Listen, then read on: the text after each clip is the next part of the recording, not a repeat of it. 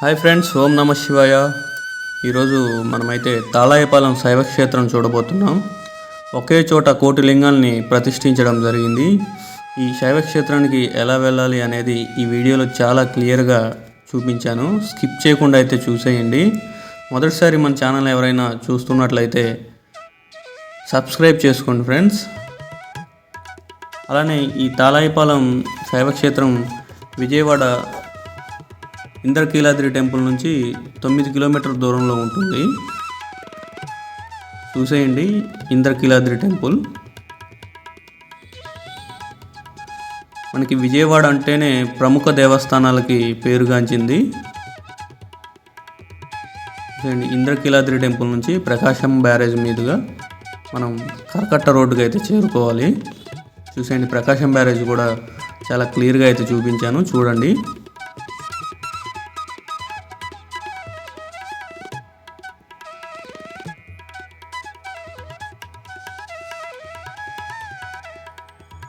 ప్రకాశం barrage దాటగానే మనకి ఒక సర్కిల్ అయితే వస్తుందండి. అక్కడ నుంచి రైట్ తీసుకుంటే మనం కరకట్ట రోడ్డుకి వెళ్ళిపోతాం. ఈ కరకట్ట రోడ్డు మీద మనకి చాలా ఆశ్రమాలు అలానే టెంపుల్స్ కూడా కనిపిస్తాయి. చూడండి, ఇక్కడ రైట్ తీసుకుంటే కరకట్ట రోడ్డు మీదకి అయితే వెళ్ళిపోతాం. ఇక్కడ నుంచి ఎగ్జాక్ట్గా మనకు ఒక 6 to 8 కిలోమీటర్స్ అయితే ఉంటుంది శైవక్షేత్రం. తాళాయపాలెం శైవక్షేత్రం అండి. ఈ టెంపుల్ అయితే చాలా అద్భుతంగా అయితే ఉంటుందని చెప్పగలను. కోటి లింగాలను ఒకే చోట ప్రతిష్ఠించారంటే ఎంత అద్భుతంగా ఉంటుందో చూసేయండి.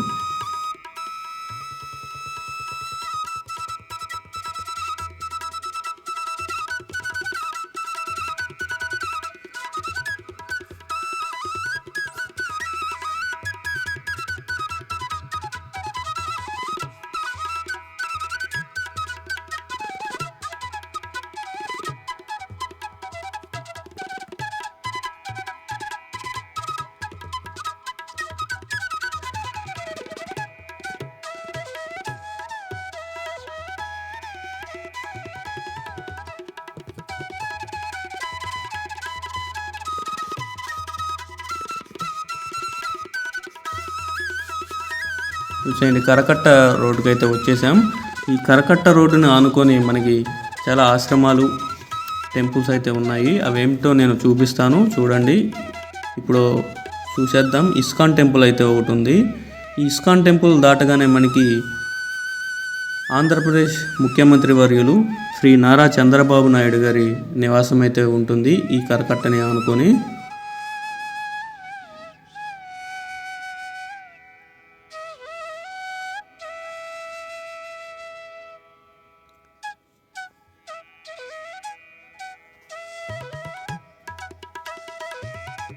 చంద్రబాబు నాయుడు గారి నివాసం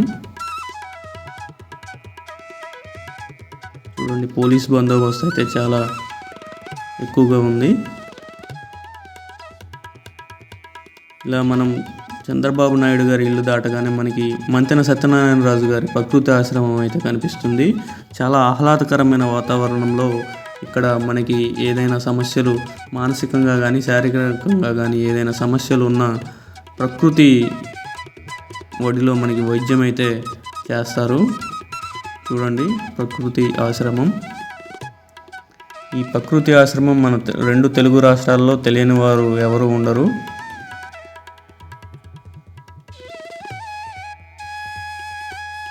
చాలా ఆహ్లాదకరమైన వాతావరణం. కృష్ణానది ఒడ్డున చాలా అద్భుతంగా నిర్మించారు. అలానే ఇక్కడ ప్రకృతి సిద్ధమైన మూలికలతో మనకి వైద్యం అయితే చేయిస్తారు.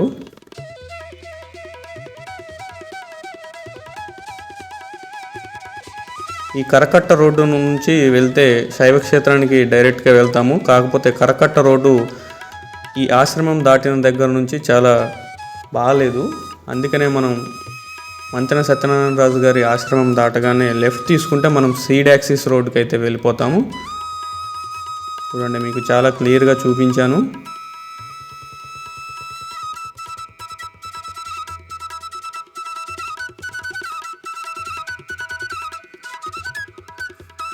సీడ్ యాక్సిస్ రోడ్కి వచ్చిన తర్వాత ఇక్కడ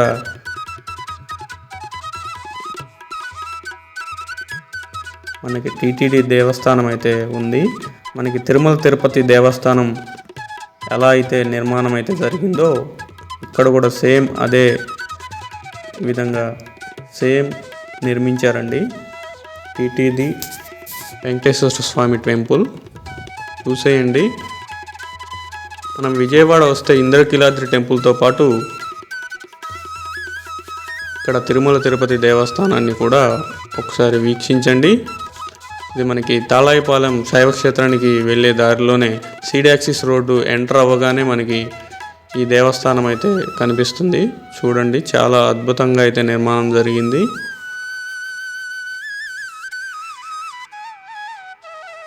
సాటర్డే వచ్చిందంటే ఈ దేవస్థానం వేల మంది భక్తులతో కిటకిటలాడుతూ ఉంటుంది. చూసేయండి, ఇదంతా సీడ్ యాక్సిస్ రోడ్డు. మనం అమరావతి క్యాపిటల్కి వెళ్ళడానికి అయితే ఈ సీడ్ యాక్సిస్ రోడ్డు చాలా అద్భుతంగా నిర్మించారు.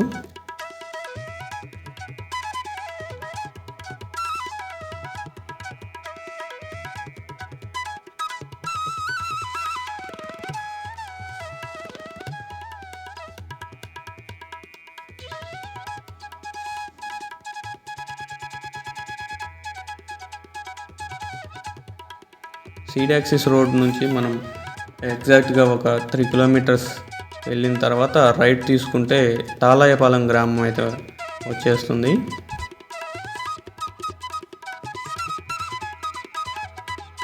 కరకట్ట మీదుగా వెళ్తే మాత్రం మనం తాళాయపాలెం గ్రామంలో నుంచి వెళ్ళాల్సిన అవసరం ఉండదు. సీడ్ యాక్సిస్ రోడ్డుకు వస్తే మాత్రం తాళాయపాలెం గ్రామంలో నుంచే శైవ క్షేత్రానికి వెళ్ళాల్సి ఉంటుంది. చూడండి, రైట్ తీసుకుంటే మనకి తాళాయపాలెం గ్రామంలోకి ఎంటర్ అవుతాము.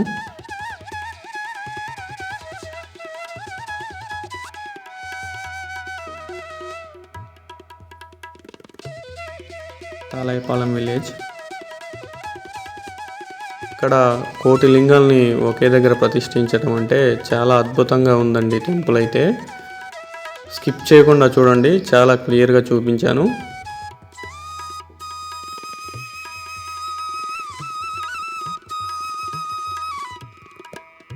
టెంపుల్ని చూస్తున్నంతసేపు మనకైతే ఆశ్చర్యానికి అయితే గురవుతూ ఉంటాము. మనకి ముందు లోపలికి వెళ్ళాక కొద్దిగా చిన్న టెంపుల్ అనిపిస్తుంది, కానీ చూస్తూ ఉంటే మినిమం ఒక 2-3 అవర్స్ చూడడానికైతే సరిపోతుందండి. వెళ్ళగానే మనకు ఫీలింగ్ అంటే అయిపోయింది, చూసేసాం అనిపిస్తుంది, కానీ చాలా చాలా శివలింగాలను అయితే ప్రతిష్ఠించడం జరిగింది. చూసేయండి, ఈ రోడ్డును వస్తే డైరెక్ట్గా ఇది కరకట్ట రోడ్ అండి.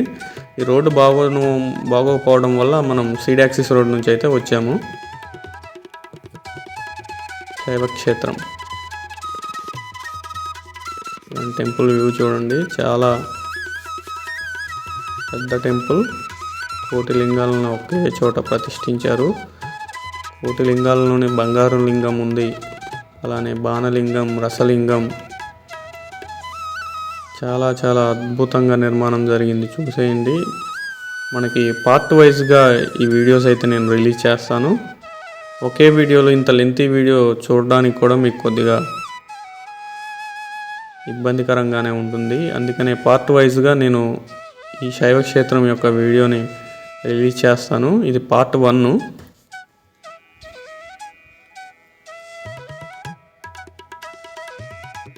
చాలా అద్భుతమైన నిర్మాణం అని అయితే నేను చెప్తాను.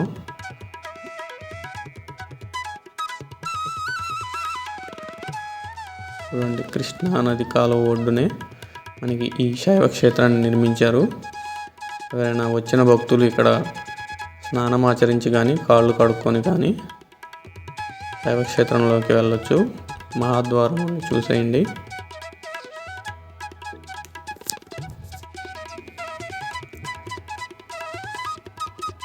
మెయిన్ ఎంట్రన్స్ నుంచి లోపలికైతే వెళ్ళిపోదాం.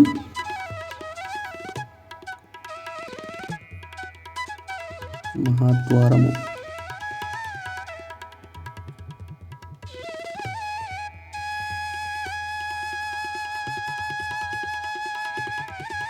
మనకి స్టార్టింగ్ మహాద్వారం నుంచి ఒక 1/2 కిలోమీటర్ దూరం అయితే మనకి టెంపుల్ నిర్మాణం జరిగింది. లోపలికి వెళ్తే చాలా అద్భుతంగా అయితే నిర్మాణం అయితే జరిగింది. చూపించాను చాలా క్లియర్గా, చూసేయండి. మనకి ఎంట్రన్స్లో చూసినట్లయితే శైవ క్షేత్రంలో పూజలు, వాటి వివరాలు, వాటికి అయ్యే ఖర్చు ప్రతిదీ చూపించారు.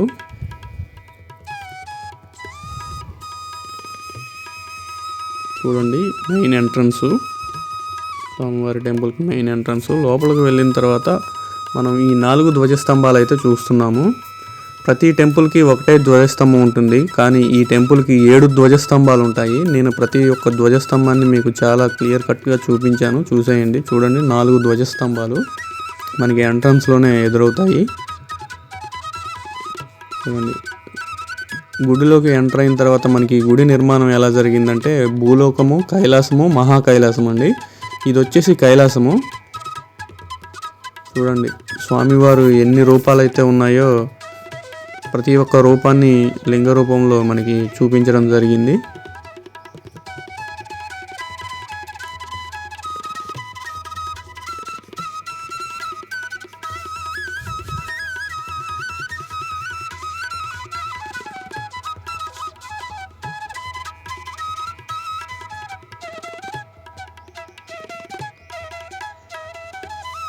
నాగలింగేశ్వరుడు, నీలకంఠేశ్వరుడు. మనకి 12 జ్యోతిర్లింగాలు చూడలేని వారు ఈ టెంపుల్కి వస్తే 12 జ్యోతిర్లింగాలను ఒకే దగ్గర ప్రతిష్ఠించడం జరిగింది. చూసేయండి, ఓంకారేశ్వర జ్యోతిర్లింగం, వైద్యనాథ జ్యోతిర్లింగం, శ్రీ భీమాశంకర్ జ్యోతిర్లింగం పూనా, శ్రీ రామేశ్వర జ్యోతిర్లింగం,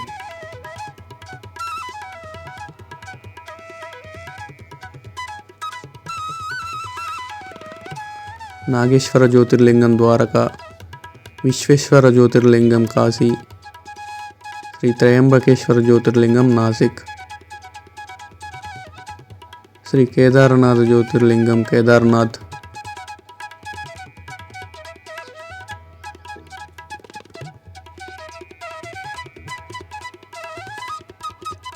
అలానే మేము వెళ్ళిన రోజు స్వామివారికి అయితే కుంకుమ పూజ అయితే జరిగింది. అది కూడా మీకు చూపించాను, చూసేయండి.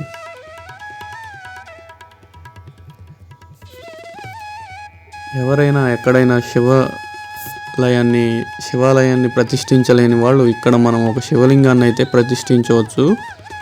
దీనికి రుసుముగా 2500 అయితే ఛార్జ్ చేస్తారు.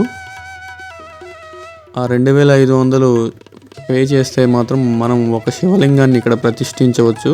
వాళ్ళే దగ్గరుండి మంచిగా పూజలన్నీ చేసి మనతోనే శివలింగాన్ని అయితే ప్రతిష్ఠిస్తారు. ఇక్కడ మనం చూస్తున్నదైతే భూలోక శివలింగం అండి. ఇక్కడ ఎన్నో అద్భుతమైన లింగాలతో స్వామివారు దర్శనమిస్తారు.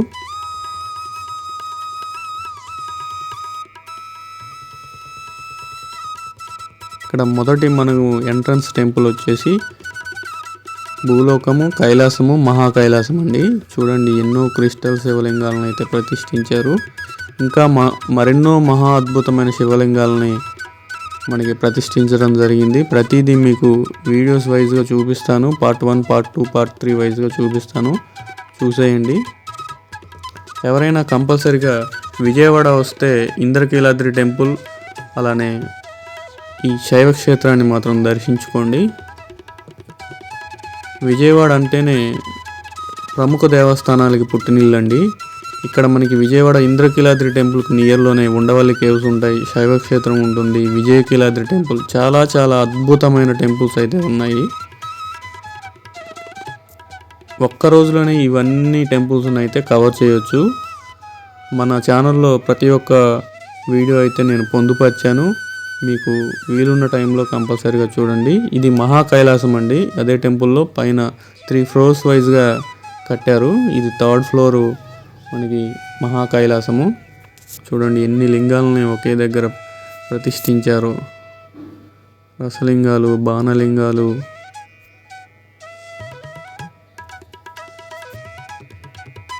వాయులింగం, అగ్నిలింగం, జలలింగం.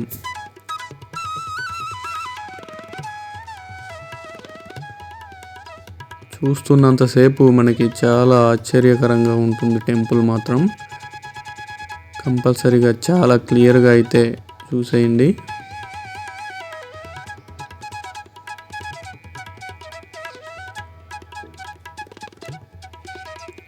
ఇవన్నీ భక్తులు విరాళాలు ఇస్తే ఎవరు విరాళాలు ఇచ్చారో వాళ్ళ పేరు మీద అయితే ప్రతిష్ఠించడం జరిగింది. మనం కూడా 2500 పే చేస్తే ఇక్కడ టెంపుల్లో మన పేరు మీద కూడా ఒక శివలింగాన్ని ప్రతిష్ఠించడం జరుగుతుంది.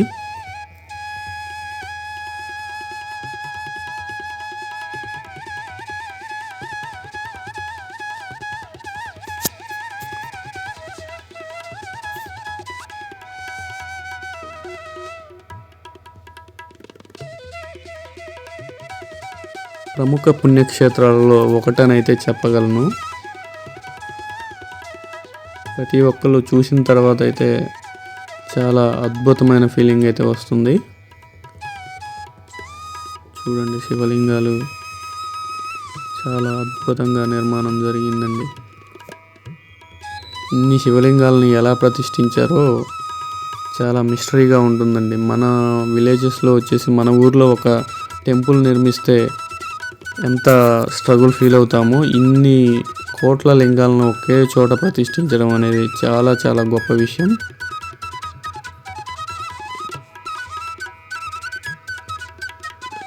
చూడండి, నేను మీకు స్టార్టింగ్లో చెప్పాను కదా 7 ధ్వజస్తంభాలు ఉంటాయని. ఇవి ఫ్రంట్ 4 ధ్వజస్తంభాలు ఒకే దగ్గర ప్రతిష్ఠించారు.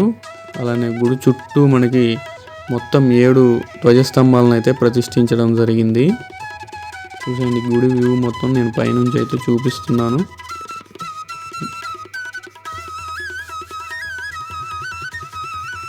ఇంకా చాలా చాలా ప్రతిష్ఠించారండి. నాగశిలలు ఉన్నాయి, నవగ్రహాలు ఉన్నాయి, చాలా క్లియర్గా రాహుకేతువులు. అద్భుతమైన నిర్మాణం అయితే చెప్పగలనండి. చూడండి, ఇక్కడికి వెళ్ళిన వాళ్ళు మాత్రం మనకి అన్నప్రసాదం అయితే ఉంటుంది. కంపల్సరిగా అన్నప్రసాదాన్ని అయితే స్వీకరించండి. ఇది మనకి మధ్యాహ్నం 1 గంట నుంచి 3 వరకు అన్నప్రసాద కార్యక్రమం అయితే జరుగుతుంది. ప్రతి ఒక్కరు అన్నప్రసాదాన్ని స్వీకరించండి. ప్రత్యేకంగా ఎందుకు చెప్తున్నానంటే, ఈ అన్నప్రసాదంలో స్వామివారికి సమర్పించిన నైవేద్యాన్ని కలపడం అయితే జరుగుతుంది. చూసేయండి, ఇక్కడ అన్నప్రసాదం అయితే జరుగుతుంది.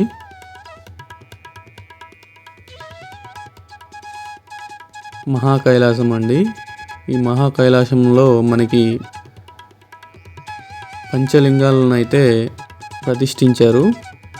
చూడండి, పృథ్వీలింగం, జలలింగం, అగ్నిలింగం, వాయులింగం, ఆకాశలింగం. లోపల చూపిస్తాను, చాలా క్లియర్గా అయితే చూపించాను, చూసేయండి. ఇది పార్ట్ 1 వీడియో ఫ్రెండ్స్. మీకోసం మళ్ళీ పార్ట్ 2 కూడా రిలీజ్ చేస్తాను. Thank you for watching friends. Please like, share and subscribe my